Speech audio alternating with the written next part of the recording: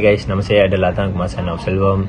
Saya dari kelas DEP2A dan nombor matrik saya adalah 10 DEP21 F1040.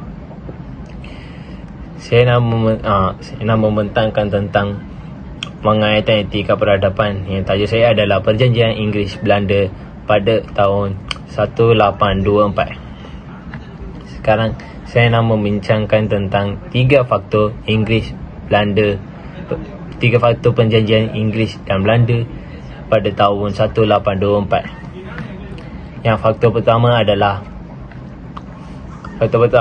persaingan perdagangan di timur. Sejak kedatangan pihak Belanda dan British di timur, terutamanya di Asia Tenggara pada abad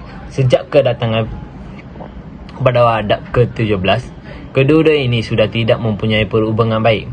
VOC yang bertapak di Betawi pada tahun 1619 telah menjalankan hubungan baik dengan raja-raja tempatan. Kemudian Belanda berjaya meluaskan empayanya ke Melaka pada tahun 1641. Pada ketika itu, SHTI sedang mencari pangkalan perdagangan dan pangkalan tentera di rantau Asia Tenggara. Perselisihan sentiasa timbul atas dasar perdagangan yang diamalkan, iaitu sikap Belanda yang menjalankan dasar ingin memonopoli perdagangan di Asia Tenggara, manakala orang Inggeris, pendapatan semua bangsa, mempunyai hak dan kebebasan untuk perdagangan di rantau ini. Hubungan yang buruk ini semakin meruncing kerana terdapat pegawai-pegawai Belanda yang bersifat anti-Inggeris. Contoh yang baik bagi pegawai Belanda yang bersifat anti-virus ialah Jan Peter Zon Keon dan Van Diesel Capione. Kedua-duanya ialah Governor Jeneral Betawi. Bagi pihak Inggeris pula yang bersifat anti-Belanda ialah John Jardine. Oleh sebab sifatnya yang anti-Inggeris, menyebabkan Jan Peter Keon menyerangkan orang Inggeris di Jakarta dengan tujuan menghalau mereka keluar dari Pulau Jawa pada tahun 1619. Kota Jakarta telah dibakar angkus, lalu didirikan kota yang baru dan diberi nama Betawi. Keadaan menjadi semakin serius apabila berlaku peristiwa pembunuhan beramai-ramai di Pulau Amboan pada tahun 1623. Dalam kejadian ini, beberapa orang Inggeris dan Portugis telah dihukum bunuh kerana dituduh mengadakan komplot untuk menggulingkan pemerintahan Belanda di Amboan. Akibat dari kejadian ini, hubungan di antara mereka menjadi tengaan dan pihak British hampir menutup hampir semua lojinya kecuali di Bangkalau di selatan pantai barat Sumatera dan berundur dari Kepulauan India Timur. Kegiatan perdagangan mereka kemudian bertumpu di India. Faktor seterusnya adalah dasar persahabatan Inggeris Belanda di Eropah. Bagi British, persahabatannya dengan Belanda adalah penting dari segi pertahanan atau keselamatan. Ini disebabkan kedudukan antara negeri Belanda dengan British adalah berdekatan. Negeri Belanda ini tempatan yang paling sesuai untuk digunakan oleh pihak musuh sebagai tapak untuk menyerangkan British.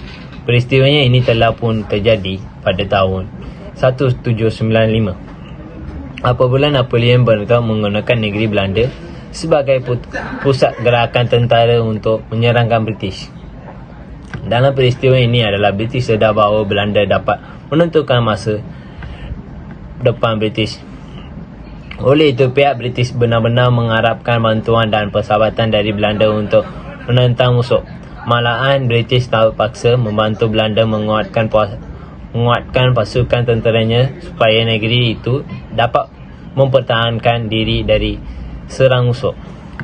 Ini membuktikan bahawa British berharap agar Belanda menjadi barisan hadapan jika terjadi sebarang peperangan. British juga sedar bahawa kedudukan di Eropah mulai terancam.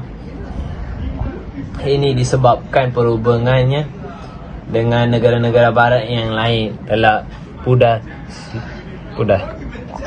Selepas perang, Napoleon pada tahun 178 hingga 795 hingga 1815, British terpincil dari rakan-rakan sekutunya pada tahun 1 dulu sama-sama menentang Napoleon.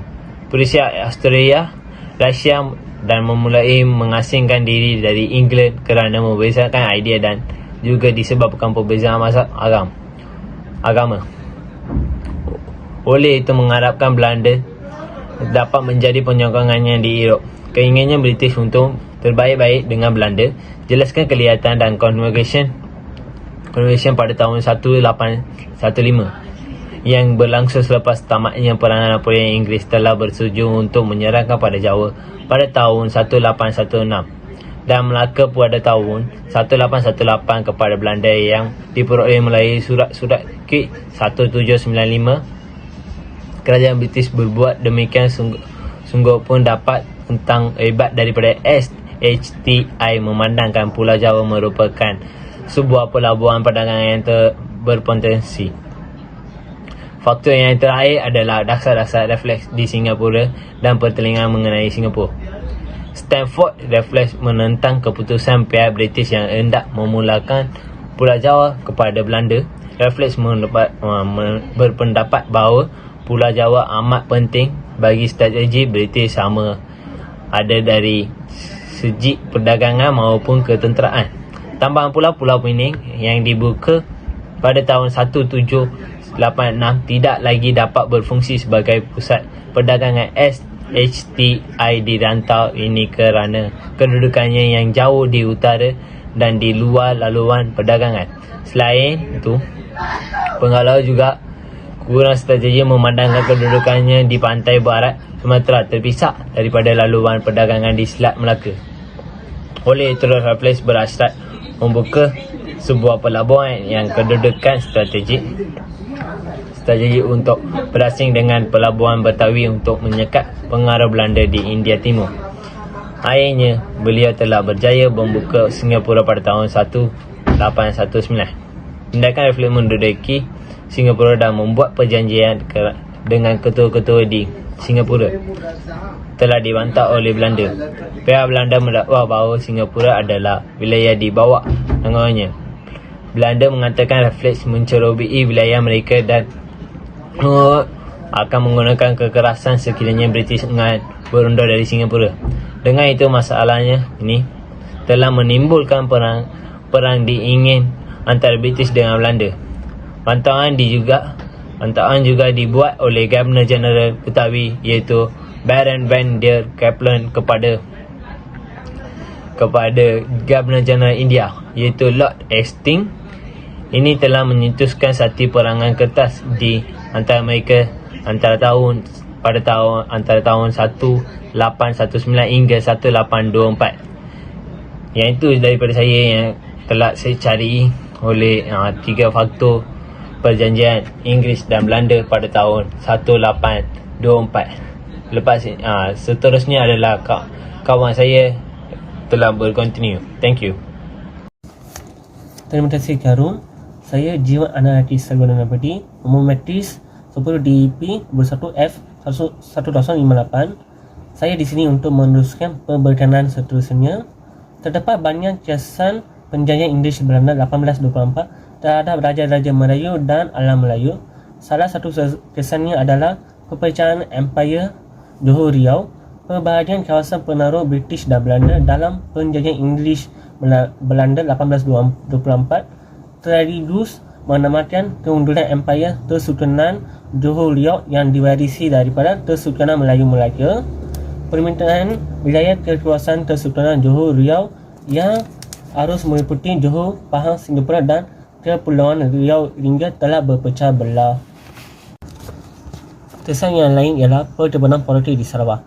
Sebenarnya, kuasa-kuasa Eropah di Tataran tidak menunjukkan minat terhadap Borneo Utara, Sarawak. Alasannya adalah kerana Borneo Utara tidak berfaedah dari segi perdagangan. Sultan Brunei, Sultan Umar Ali Saifuddin II yang mentadbir wilayah Sarawak pada tahun 1827 berasyat awal terdiatan perdagangan di Sarawak dan telah mendirikan pusat pentadbiran di Kuching. Tetapi ini telah menimbulkan perbalahan dengan pembesar tempatan kerana mengenakan cukai yang tinggi dan kereta tenaga. Penantangan ini dipimpin oleh Datuk Partini Ali yang ini membebaskan Sarawak daripada cengkaman Sultan Brunei. Sultan Brunei telah menghantar pengiran Raja Muda Hashim untuk menyelesaikan masalah di Sarawak. Beliau berusaha mengunjur Datuk Partini Ali dan pembesar Melayu, namun gagal. Kemudian beliau meminta bantuan James Brooke. James Brooke merupakan perdagang dari British dan telah mencari peluang untuk mendapatkan pelabuhan perdagangan di Sarawak. Beliau telah menerima pengiran Raja Muda Hashim untuk menyelesaikan masalah di Sarawak. James Brooke mengenakan syarat iaitu Pangeran Raja Muda Hashim perlu menyerahkan Sarawak kepada beliau. Apabila James Brooke berjaya menyelesaikan pertandingan tersebut, Pengiran Raja Muda Hashim cuba berdoa dari dan tidak bersetuju dengan rundingan yang telah dilakukan sebelumnya, iaitu penyerahan Sarawak kepadanya. Bagi mengatasi masalah ini, James Brooke telah memedih bandar di Sarawak dan menyebabkan Pengiran Raja Muda Hashim telah menyerahkan permintaan Sarawak kepada James Brooke. Untuk merasakan penyerahan tersebut, James Brooke telah adil dengan mengiringi angkatan tentera laut di permintaan Sultan Brunei dan menyebabkan Sultan Brunei terpaksa merasakan penyerahan tersebut. Sultan Brunei mengiktiraf James Brooke sebagai Raja Putih Sarawak dan ini menyebabkan menamakan kekuasaan Kesultanan Brunei di Sarawak. Kesan ketiga akibat penjajahan Inggeris Belanda 1824 adalah Pengembangan Nadi-Nadi Selat (NNS). Nadi-Nadi Selat merupakan unit pentadbiran yang dibentuk oleh British untuk mengukuhkan penguasaan terhadap Pulau Pening, Singapura dan Melaka. Pada tahun 1826, Pulau Pening, Singapura dan Melaka telah digabungkan menjadi satu unit pentadbiran yang dinamakan Nadi-Nadi Selat (NNS). Penggabungan ini bertujuan menjimatkan perbelanjaan dan menyederhanakan pentadbiran. Pembentukan NNS memberikan British menguasai laluan perdagangan di antara India dan China, mengukuhkan hubungan ekonomi dengan negeri Melayu serta menyayangi penguasaan Belanda di alam Melayu. Setakat ini saja pembekalan saya. Terima kasih. Hai kawan-kawan, hari ini saya nak menjelaskan kepada korang semua tentang 3 strategi Inggeris dalam menguatkan pengaruh penguasaan di tanah Melayu selepas perjanjian Inggeris Belanda pada tahun 1824. Okay. Dalam strategi ini, British menggunakan 3 strategi, iaitu manipulasi. Yang pertamanya manipulasi, yang kedua perjanjian dan yang ketiga adalah ugutan dan desakan. Merujuk pada strategi yang pertama adalah manipulasi. Okay. British menggunakan konflik perebutan takhta pada tahun 1871 di Perak. Dan mereka juga menggunakan kejadian Lanun untuk merompak kapal dagang British dan mula menyerang rumah api di Tanjung Richardo untuk mencampurkan tangan di Selangor. Selanjutnya juga berlaku konflik antara 2 pembesar di Sungai Ujung Negeri Sembilan. Strategi yang keduanya adalah perjanjian. British mendesak Sultan Perak dan juga Sultan Selangor, iaitu Yang Tuan Seri Menanti dan Sultan Pahang, untuk memeterai perjanjian menerima naungan British, manakala Sultan Brunei pula bersetuju mengiktiraf James Brooke untuk menjadi Raja Sarawak. Strategi yang ketiganya adalah ugutan dan desakan. British membuat ugutan agar Sultan menerima residen British di Selangor dan Pahang untuk bagi menasihati pentadbiran negeri masing-masing supaya mendapat kekuasaan yang ingin dicapai oleh tanah British, kerajaan British. Okay. Dan juga James Brooke mendesak Sultan Brunei dan menuntut diiktirafkan sebagai Raja Sarawak pada tahun 1871. Jadi inilah ketiga-tiga strategi yang British menggunakan untuk menguatkan pengaruh penguasaan di tanah Melayu selepas perjanjian Inggeris Belanda pada tahun 1824. Itu saja daripada saya. Sekian, terima kasih. Nama saya ialah Adi Laksana Laki Rokon. Nama bateri saya ialah 10 DEP 21F 1016. Saya kelas dari DEP 2A. Saya akan membentangkan perjanjian Inggris Belanda 1824. Soalan saya adalah antara kesan perjanjian Inggris Belanda 1824 ialah penyeraan Pulau Batu Putih kepada Singapura. Uraikan 3 kesan penyeraan tersebut ialah perdagangan di Pelabuhan Melaka dan Pulau Pinang terjejas dan Malaysia. Malaysia mengesahkan berikut daripada perjanjian Inggris Belanda 17 Mac dan perjanjian Carrefour 2 Singapura dan 19 km 10 batang naik 3 Pulau Pinang serta pelayaran di sekiranya kepada pihak British. Penyeraan ini sama sekali tidak termasuk Pulau Batu Putih. Temenggung dan bidang Baginda Sultan Johor ketika itu memberi kebenaran secara tertulis kepada pihak British untuk membina rumah api di atas pulau tersebut.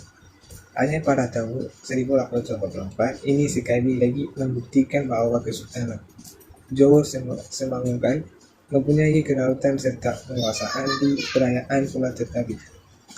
Pihak koloni British dan memuliakan Singapura hanya diberi kebenaran mengurus rumah api tersebut bagi kepentingan industri perbekalan Singapura yang kurang penting bagi pihak Malaysia atau Melayu. Pada masa itu ini mengharapkan tiada pelabuhan utama di Johor serta kebergantungannya kebanyakan perdagangan Inggris di tanah Melayu. Ketika itu pada kemudahan pelabuhan tukar barang Singapura, pihak mengeksporkan hasil perdagangan mereka.